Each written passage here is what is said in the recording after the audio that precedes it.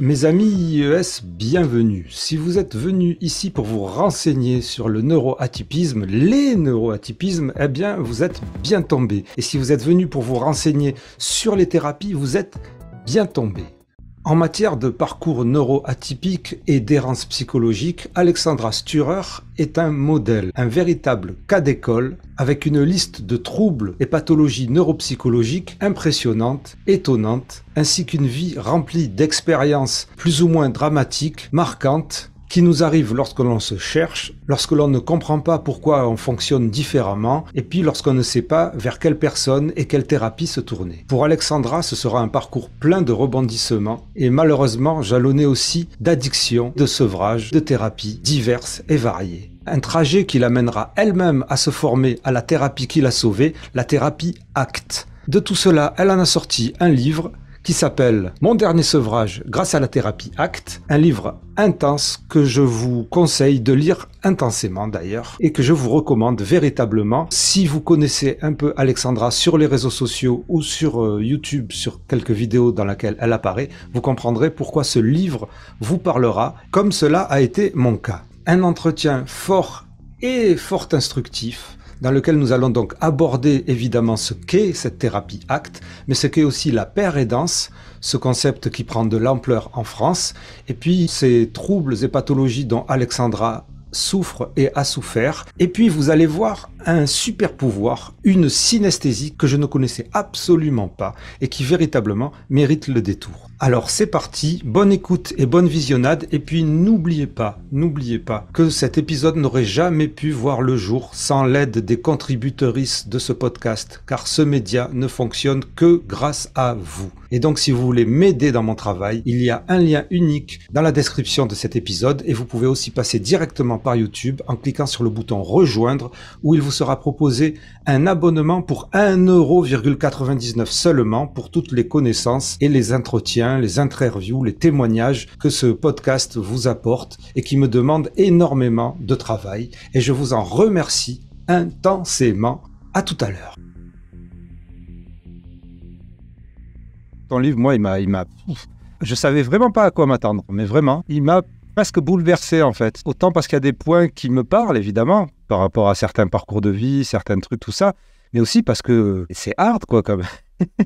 Je m'en rends pas compte parce que c'est ma vie, et du coup, pour moi, c'est normal. Moi, je le trouve pas hard parce que c'est ma vie, mais effectivement, beaucoup de personnes m'ont dit un peu comme toi. Alors écoute, plutôt que de te dire qui es-tu et quelle est la motivation derrière la rédaction de ce livre, donc je vais te demander, s'il te plaît, si tu peux te présenter. Ah, c'est pire. C'est pire, d'accord. Alors, qu'est-ce qu'il aurait fallu que je dise alors? Non, mais je peux me présenter en quelques mots, oui, pour les gens qui me connaissent pas. Je suis Alexandra, je vais avoir 44 ans. J'ai un parcours de vie assez atypique sur toutes les sphères de ma vie. Et puis aujourd'hui, je suis thérapeute et paire aidante. J'aimerais devenir psychologue clinicienne pour pouvoir continuer dans le métier aujourd'hui dans lequel je m'épanouis. Et puis, j'aimerais faire de la recherche, continuer à créer des outils, écrire des livres, etc. Tu viens d'écrire un livre qui s'appelle « Mon dernier sevrage grâce à la thérapie ACT ». Donc ça fait beaucoup de mots, ça, paire aidante, thérapie ACT, tout ça qu'il va falloir expliquer aux personnes qui ne savent pas ce que c'est. Est-ce que tu peux nous expliquer pourquoi tu as voulu sortir ce livre? Déjà, c'était pas absolument pas prévu que je le sorte. Je l'ai fait dans un but personnel et thérapeutique lors de mon sevrage, puisque quand tu fais un sevrage, en tout cas moi c'était au benzodiazépine, donc c'est parce que j'ai des problèmes de sommeil et j'en prenais depuis vraiment longtemps et en une certaine quantité. Pendant les insomnies, il faut s'occuper, parce que sinon t'es en boucle, surtout en sevrage. T'as des tremblements, t'es pas bien, etc. Donc je me suis dit, je vais aller laisser mes pensées, je vais aller les écrire en fait. Je vais écrire ce qui me passe par la tête. Et puis en parlant à mes accompagnants, ils m'ont dit, peut-être que tu devrais le sortir.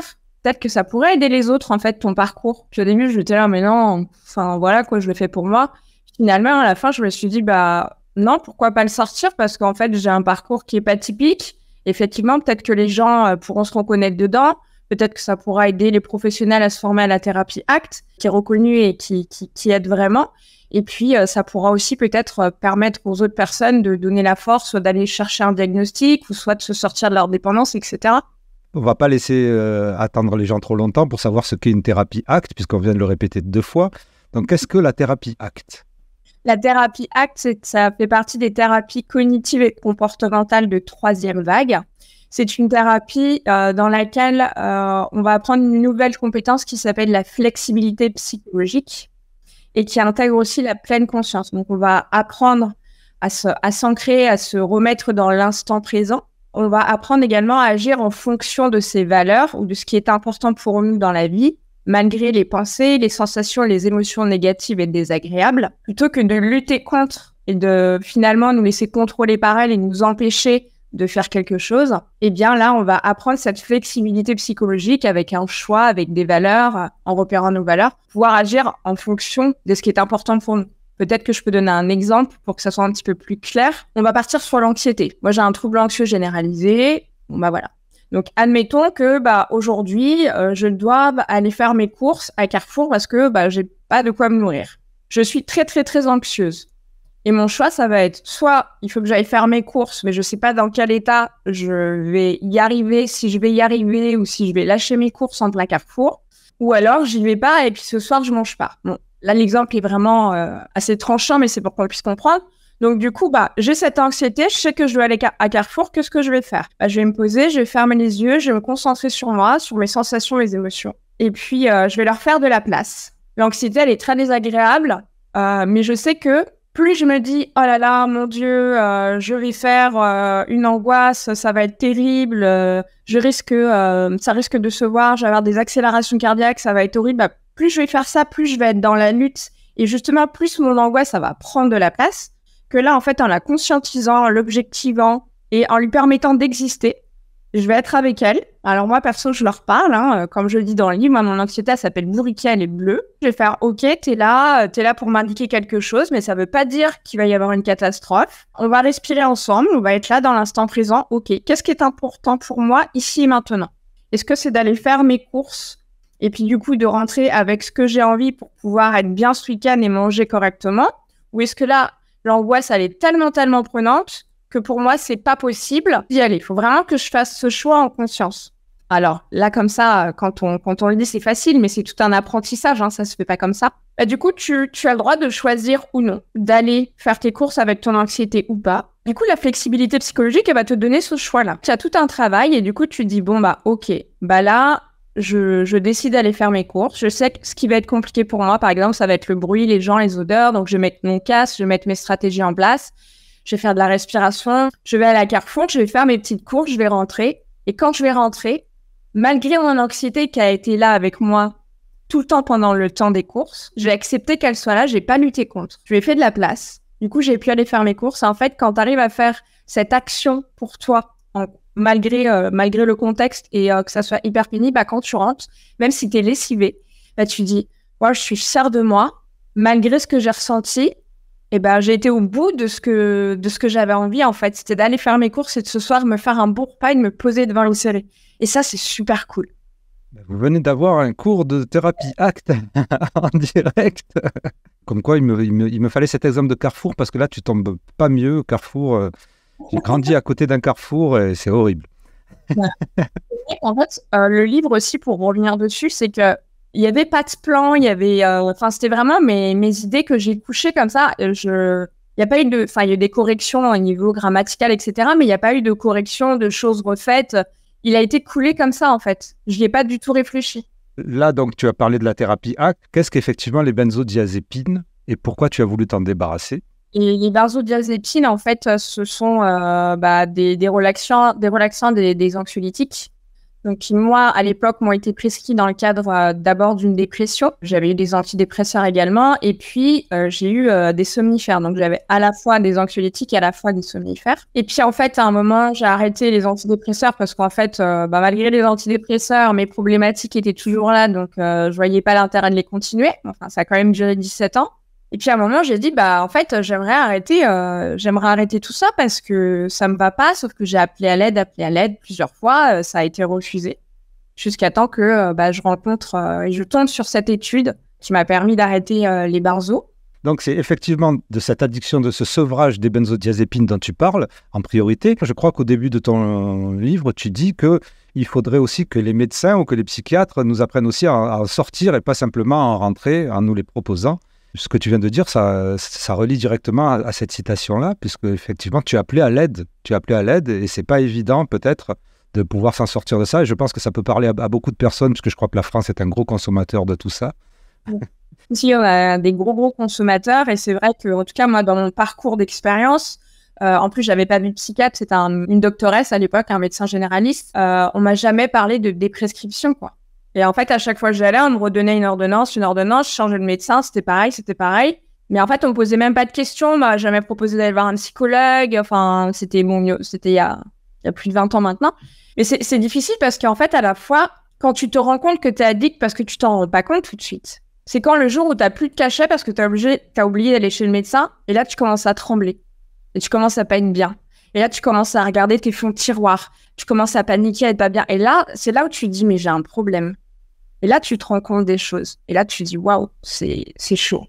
C'est compliqué. Oui, c'est pas forcément ce que les gens pensent, forcément, cette histoire de trembler ou d'avoir mal. Ça peut venir après, ça dépend des addictions. Et c'est effectivement ce moment où on est comme... Et d'ailleurs, alors, j'ai pas mis ces questions-là parce que je suis allé voir tes vidéos, donc les vidéos que tu as mis sur la chaîne. Alors, je sais pas si on peut en parler de cette chaîne, parce qu'en fait, tu en parles dans ton livre. Parce qu'au final, on dirait une chaîne anonyme. Oui. Et c'est marrant, on dirait une bouteille à la mer lancée dans Internet. Et alors cette chaîne, elle m'a fasciné. Mais alors vraiment, alors l'épisode sur justement ce dont tu parles, c'est-à-dire où tu cherches, tu fais les fonds de tiroir pour trouver le petit bout de cachet qui reste, tout ça, il est vraiment hallucinant. Et puis, tu as aussi l'épisode où tu parles de ta synesthésie, en tout cas de tes rapports sociaux. Alors celui-là, il est vraiment génial. Alors si je pouvais emprunter un extrait de cette vidéo pour la mettre dans l'épisode avec toi. Oui, tu peux mettre le lien de la chaîne. En fait, la chaîne, à la base, j'avais peur de dire aux gens, les gens qui me connaissaient, le milieu à l'époque où j'étais salariée, etc., de dire comment j'étais à l'intérieur. J'étais pas encore dans l'acceptation, donc j'ai appelé ça Atypique Anonymous. Bonjour et bienvenue sur la vidéo des interactions sociales vues de l'intérieur. En tout cas, de l'intérieur de ma tête. À l'époque où j'ai sorti la vidéo, j'étais encore en burn-out. J'avais tellement peur, j'étais pas bien que je voulais pas dire que c'était moi. Chercher une miette de substance dans sa cachette secrète. Sa cachette de secours. Avoir oublié que cette cachette a déjà été consommée. Chercher dans sa pharmacie, dans une vieille boîte, dans une salle de bain, un tiroir. Faire tous ses sacs à main. Être agité au plus haut point. Inspirer des mains, avoir le cœur qui palpite. Respirer. Non, suffoquer. Tourner en rond. Se tendre comme la corde d'un arc. Et recommencer tous les recoins, un par un.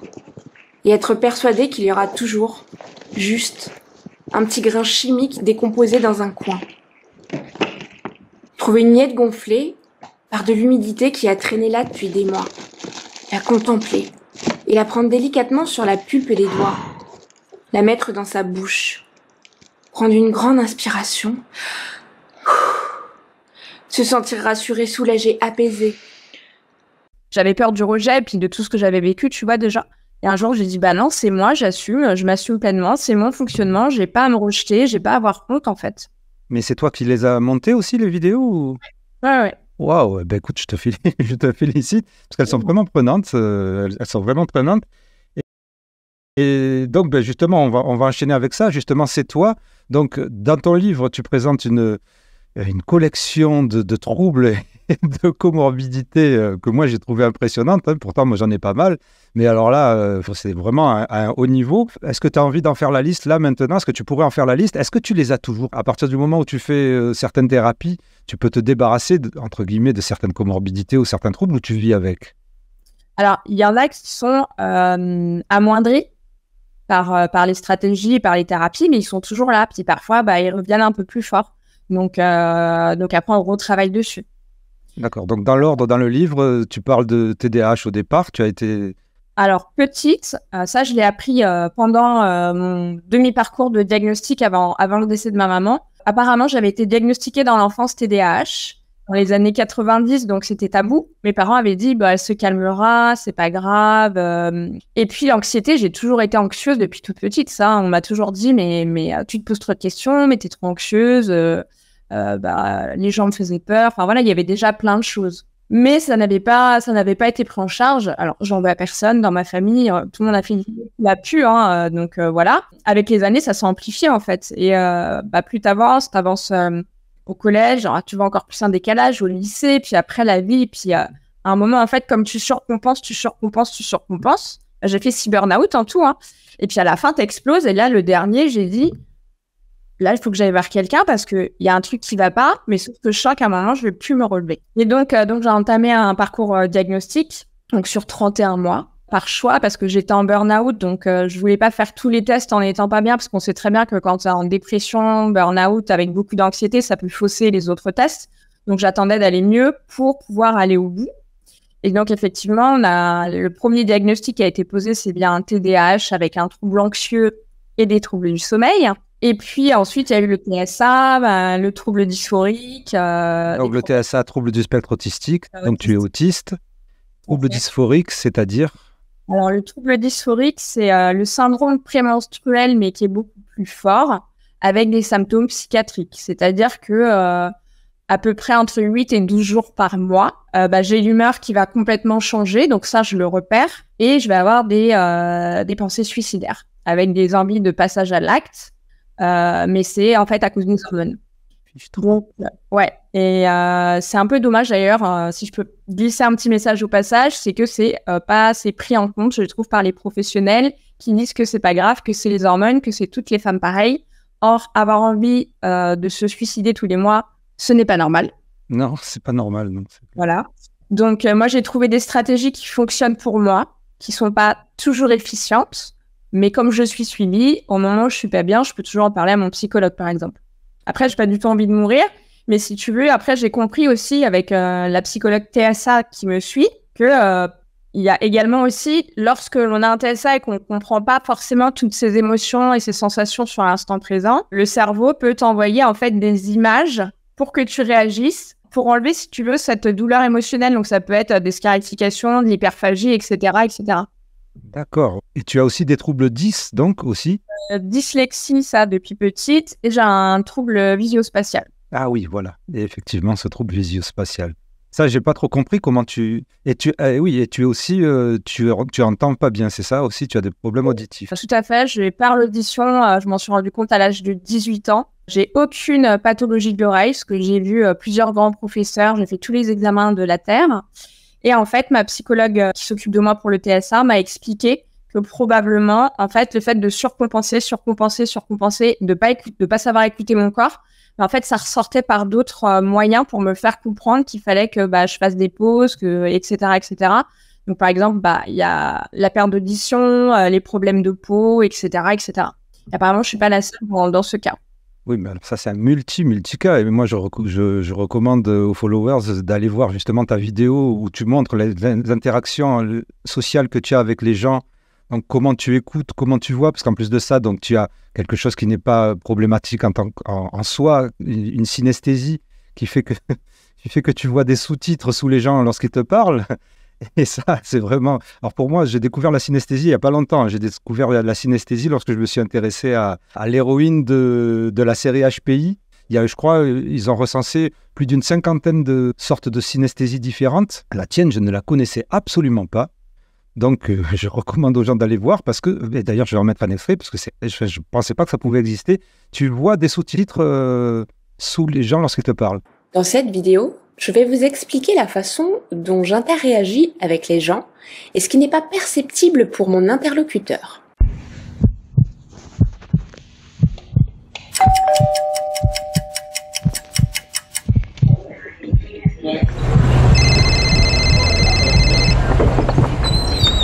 Bonjour. Bonjour. Allez, viens monter.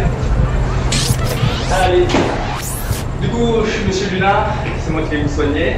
Donc j'ai bien reçu votre dossier médical par mail. Donc on va faire des séances de feedback pour votre tableau. 1, 2, Dans un premier temps, ça fait on va travailler sur la table. Ok, vas-y, concentre-toi sur ce qu'il dit. Ensuite, dans un second temps, ce qu'on retrouve, ça va faire des exercices de renforcement musculaire à la côté. Respire, ça va aller. Il y a que des et allez, on prend les mains.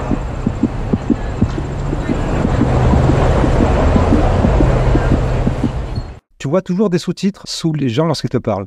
C'est pas sous les gens, en fait, ça s'affiche dans ma tête, comme s'il y avait un écran dans ma tête, en fait, que je voyais derrière mes yeux, et ça s'affiche comme ça, comme si je regardais un film, sauf que c'est de droite à gauche. Et puis, j'ai aussi des images qui sont comme ça. Après, pour moi, c'est naturel. Bon, c'est fatigant, mais c'est naturel.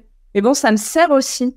Parce qu'il faut voir toujours le côté positif. C'est que quand tu t'engueules avec quelqu'un, bah, moi, j'enregistre toute la conversation, donc je peux tout te ressortir au millimètre près. On peut pas me la faire à l'envers. Je vois. Mais alors, est-ce que ça t'arrive aussi en visio? Bah, c'est tout le temps quand je parle, en fait. C'est-à-dire que là, quand je te parle, tu vois des sous-titres. Enfin, oui. C'est quelque chose d'automatique, je peux pas le contrôler, c'est comme ça. Et alors, ma question, donc, c'était, étant donné que tu montres dans ta vidéo et tu expliques bien dans ton livre comment c'est difficile pour toi certaines interactions sociales, qu'est-ce qui t'a poussé à faire thérapeute? Comment tu fais avec tes patients lorsque tu les reçois? Bah, j'ai pas de difficulté déjà avec mes patients, parce que déjà, c'est moi qui gère mon emploi du temps, mon énergie, etc. Et puis, je travaille 90% du temps avec des personnes qui ont un TSA. Les interactions sont beaucoup plus simples. Elles sont fluides, elles sont beaucoup plus naturelles. Donc, je suis pas en difficulté. Il n'y a pas d'implicite, de sous-entendu. C'est hyper cash. Donc, je me sens pas en difficulté. Pourquoi j'ai voulu devenir thérapeute? Ben, en fait, déjà, j'ai toujours aidé les gens, naturellement. Parce que j'aime pas voir les gens en détresse, parce que voilà. Puis je pense que c'est ma personnalité et ma nature. Je le faisais déjà, en fait, dans les groupes. Je suis dans énormément de groupes Facebook. Je faisais déjà de la péridance sans savoir ce que c'était à l'époque. Comme la psychologie, c'est ma passion dévorante, un intérêt spécifique ou intérêt restreint. Et du coup, que j'aidais les gens, je me suis dit, bah ça me plaît, c'est ma passion. Pourquoi ne pas le faire en métier, en fait? Et je suis hyper épanouie et je m'éclate dans mon travail. Alors, la péridance. Qu'est-ce que la péridance? La péridance, c'est être rétabli d'un trouble et ou d'une maladie, donc être stabilisé, être rétabli mais pas forcément guéri, et pouvoir aider ses pairs avec son savoir expérientiel. Moi, je trouve que c'est hyper intéressant et je le vois même dans ma pratique, c'est que en fait, on a un vécu similaire avec les gens que moi, par exemple, j'accompagne, donc il y a une compréhension qui est différente. Il y a une empathie qui est différente. Moi, je trouve que ce métier, il est vraiment super. Il y a une confiance, un lien thérapeutique qui est un petit peu plus rapide aussi, je trouve. C'est un concept relativement nouveau. Moi, je ne le connaissais pas jusqu'à l'an dernier, finalement. Enfin, j'ai l'impression que c'est un concept relativement nouveau, mais en fait, pour être père aidant, il faut passer un diplôme universitaire, en fait. Et je ne le savais pas non plus. Alors oui, pour être père aidant professionnel, oui, il y a des DU qui existent. D'ailleurs, j'enseigne à celui de Grenoble-Alpes. Et il y a aussi des licences. Et puis en général, on travaille plutôt en CHU, dans des centres de réhabilitation psychosociale, etc. Est-ce que tu vois une différence entre la péridance et le thérapeute, ou alors tu mélanges les deux? Tu as choisi de te spécialiser auprès d'un public neuroatypique et principalement autiste, TSA, et donc j'ai l'impression que tout s'en mêle. Il y a à la fois le fait d'avoir la même pathologie que les personnes en face, ou le même trouble. Les mêmes spécificités. Les mêmes spécificités, voilà. De te retrouver à la fois en position de père aidant, c'est-à-dire que tu as suivi une thérapie toi-même, ou des thérapies, ou des stratégies pour t'aider, et puis à la thérapie. Donc, je ne sais pas trop comment tout ça s'entremêle, mais c'est intéressant.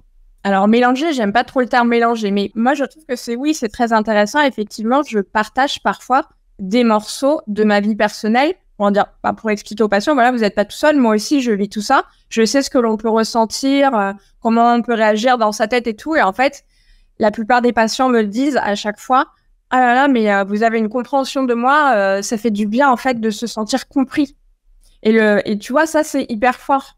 Les deux sont complémentaires. Je trouve que c'est hyper intéressant.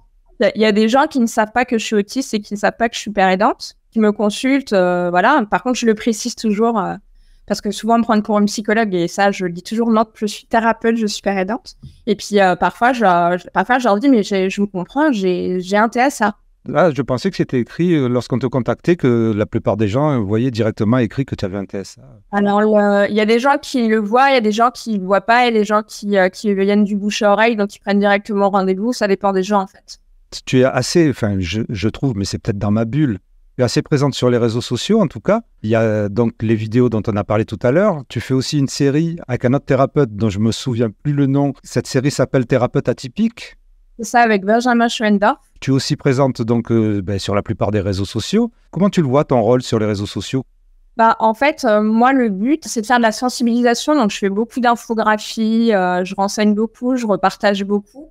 C'est de la sensibilisation, premièrement. Et puis, pour montrer aussi aux gens qu'ils sont pas tout seuls. Parce que souvent, il manque de bonnes informations. Par exemple, quand ils ont reçu leur diagnostic, on leur donne leur diagnostic, ils savent pas quoi faire derrière.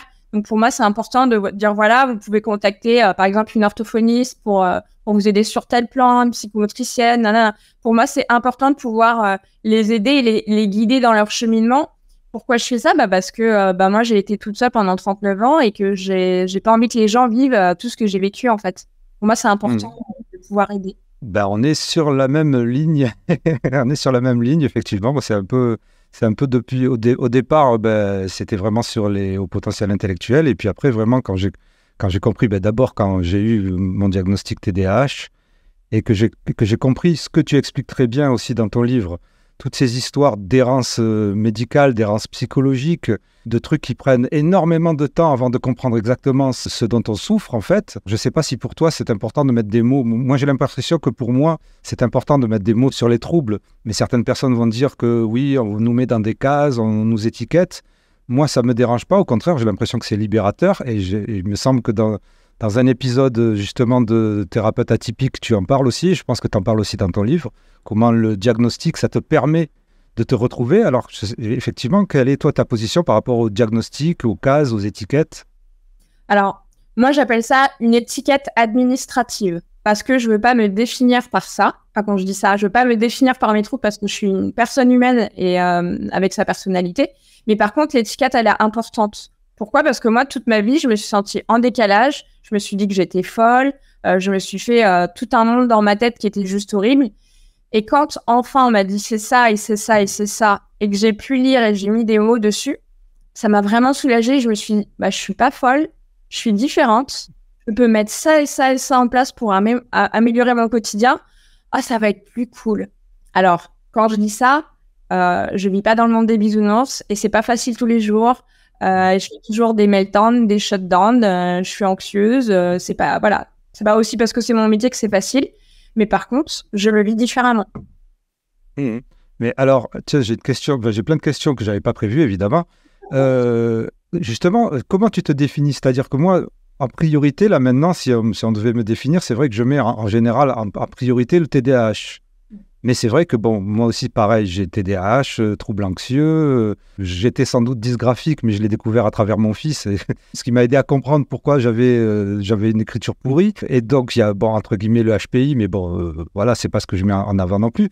Avec toute la collection de troubles que tu as et de comorbidités, comment tu te définis, en fait? Atypique ou... Ah oui, je suis Alexandra, je suis neuroatypique. D'accord, voilà. Oui, parce que moi, j'ai eu du mal à choisir neuroatypique comme mot, entre neuroatypique, neurodivergent, neuromachin, tout ça, je ne savais pas. Et c'est vrai que j'ai choisi neuroatypique, même si c'est à prendre avec des pincettes. Mais c'est vrai que je sais pas comment expliquer autrement, comment on pourrait se définir. Moi, je pense qu'il faut prendre l'appellation qui nous convient. C'est comme il y a des gens qui n'aiment plus employer Asperger. Moi, ça ne me pose pas de problème. Les gens ont le droit de se définir de la façon dont ça leur convient à eux. Voilà, il faut que ça leur convienne et qu'ils soient OK avec ça. Ok, oui, c'est une réponse claire et nette. Je ne m'attendais pas à ce que ça soit si short, mais c'est... Dans le livre, il y a une liste impressionnante de thérapeutes, de psychologues, de gens que tu as vus pour régler tous ces problèmes. Alors, ce qui est rigolo, c'est que tu leur donnes des noms plutôt tirés de Harry Potter, et donc c'est assez rigolo. Et ça aussi, ça m'a beaucoup parlé. Je pense que ça va parler à pas mal de gens qui ont fait une errance psychologique.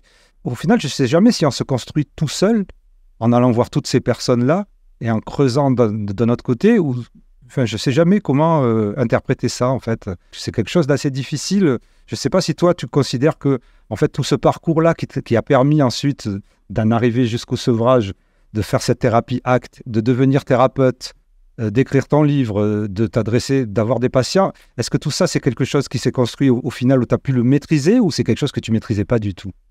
Alors, par rapport à mes troubles et par rapport au parcours avec les gens qui m'ont suivi, tu veux dire? Oui. En fait, moi, je pense que quand tu trouves les bonnes personnes, on t'apprend à t'accepter tel que tu es et à te reconstruire avec tes spécificités.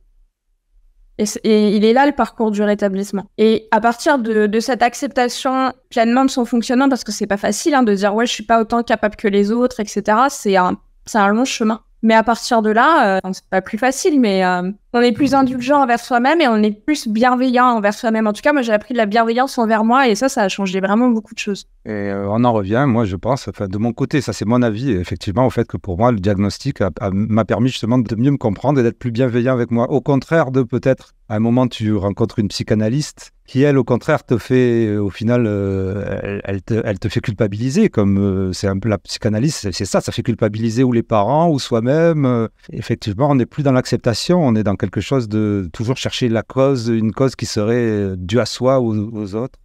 C'était de la cause et le jugement. Puis elle est un peu spéciale, cette psychanalyse, puisqu'elle fait des incantations quantiques. Donc voilà, c'est très très particulier.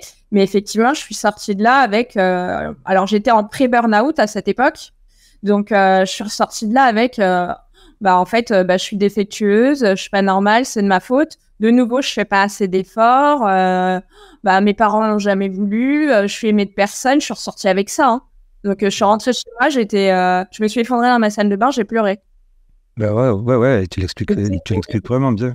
Quand on a tout ça, et que, en plus, ça dépend des périodes, ça dépend des milieux, qu'on se développe et qu'on n'arrive pas à nous, entre guillemets, diagnostiquer et à nous prendre en charge comme il faut, on se dirige vers toutes les possibilités, quoi. En fait, on essaye tout, et y compris, on peut tomber, comme tu l'expliques dans ton livre, on peut tomber dans des addictions, que ce soit avec